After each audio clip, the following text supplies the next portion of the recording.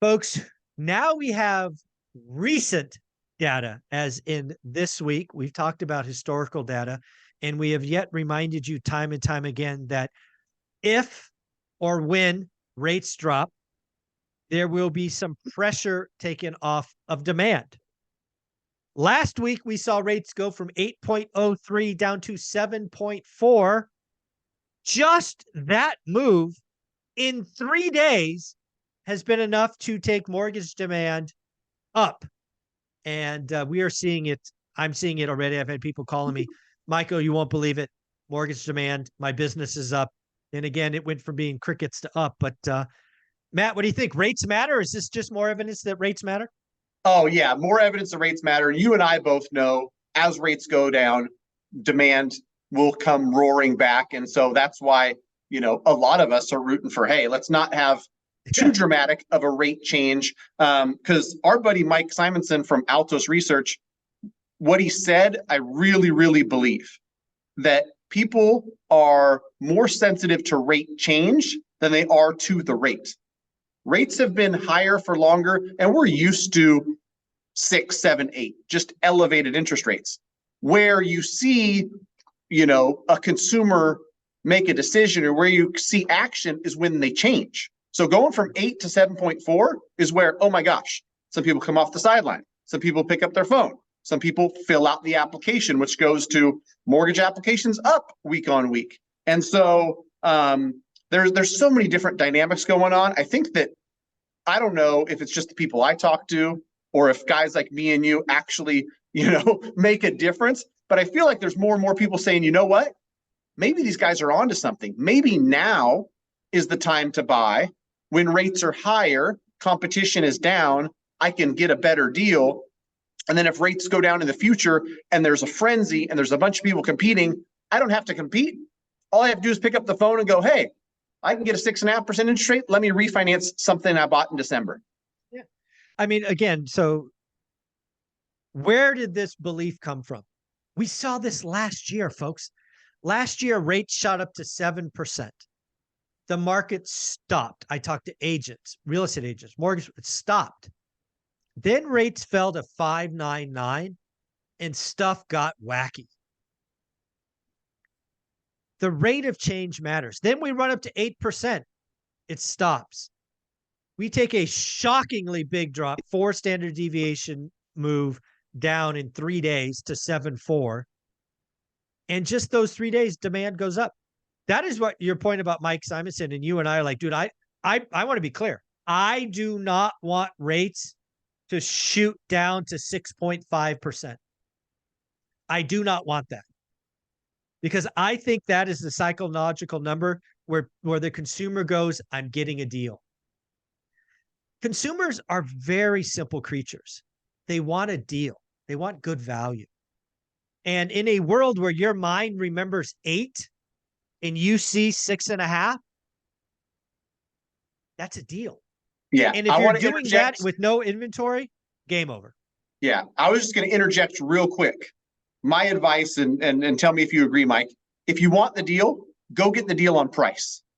Because you get the deal on price now, the mortgage you can always change. But if you do the opposite and you say, I'm going to wait for 6.5, I can't say this with absolute certainty, but it's what I think from what I see and all the data that I have. If rates go to 6.5, the house that you could get this fall at 500 is probably going to cost you 530 or 540. Whereas you buy it now for 500 and then you renegotiate the mortgage interest rate. Some people will do it twice. Some people might write a mortgage at 7.5. They'll refinance it at 6.5 if it's big enough and it makes sense. And then if rates continue to go down and they're down to 5.25, refinance again then too. Yeah. At the end of the day, I have evidence. We did it last year. I'm trying to do it again this year. Buyers, I hope they hear me. Buyers today have all the power. That will not last. If we have rates go to 6.5, if they go to 6.5, buyers have zero power. Zero power. The sellers will have it all again. And if you don't remember what happened last time sellers have all the power, let me remind you. Everything starts at list price. You start having EMDs being waived. You start having appraisal conditions waived. You start having inspection conditions waived. You can't get it. Folks, I hope you hear this. You want to buy great deals when you have the power. Motivated sellers. The fact that sellers probably still think 8% is out there is good for you. Don't pay list price, get seller credit, get rate buy downs, get inspections, get seller credit, get everything you can today, because you can only do that because you have the power.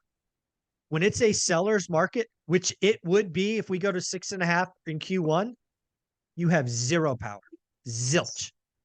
Right. I've just got evidence after evidence after evidence. If relatively affordable Sacramento compared to some of the Bay Area and other places is got listings that are sitting, $500,000 houses that are sitting for 30 days or 45 days. Ryan Lundquist from Sacramento quoted a real estate agent partner that said, there was no in between. We went from 14 days on market to 30. And that might not be the average, but that's what they're seeing in the stuff that they're selling. Like, it jumped real quick.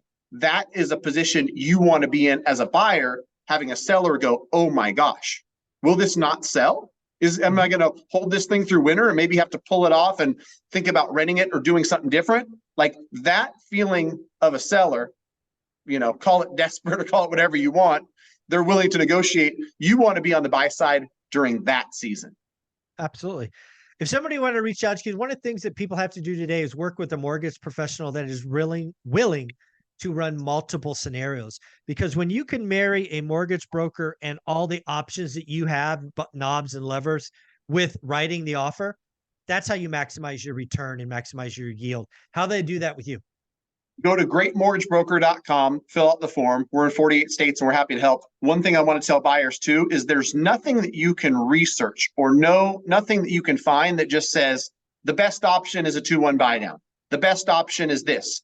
You have to tell your scenario to somebody who's got enough experience and knowledge to say, based on you, your goals, your credit score, your purchase price, how much seller credit you can get, put all that stuff into their knowledge bank that they've built over a decade to say, you know what, in your scenario, I would take that 17.5. I would do a 1-1 buy down. You're going to have a 1% lower rate in both years 1 and 2. Take the extra credit, use that to offset some of your costs. What that's going to do, your cash to close is this. You keep $20,000 in the bank. You've got some reserves, and then the client goes, great. Or the client says, oh, well, you know what? I didn't tell you I'm getting a $50,000 gift, so I'm going to do this larger down payment. These are the conversations, Mike. I am passionate about it because people need to do it. This is as important as anything else for your financial future. How you structure a mortgage, how you game plan, how you go about it. And in a time where you can actually have a say in how it's structured versus offer them whatever they want, waive all the contingencies, give away your firstborn child. We're not there, thankfully. We're in a season where you get to write the rules, have somebody on your side who helps you write them to benefit you and your financial future. You're going to win. I'm excited about it if you couldn't tell. No. GreatMortgageBroker.com. Get in the mix. See what's going on. Thanks, buddy. Thanks, Mike.